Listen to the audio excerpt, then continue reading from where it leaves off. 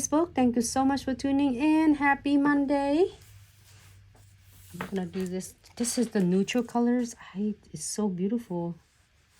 Look at that, a little really a nice fine line of illuminating gels. It's just really making looks really cute.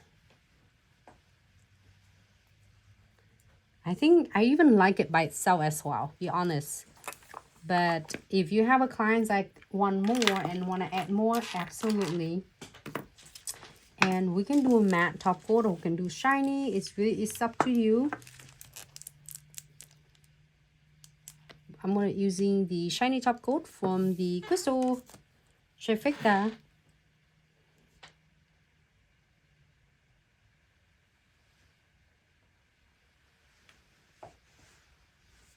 Okay. Great. So now we're gonna using.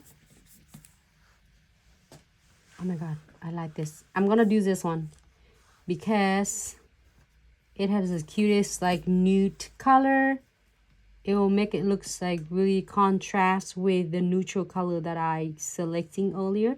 You can use with any color. It doesn't have to use with the nude colors. Like for instance, if you're using other colors. Oh, it was dropped before I want it to land.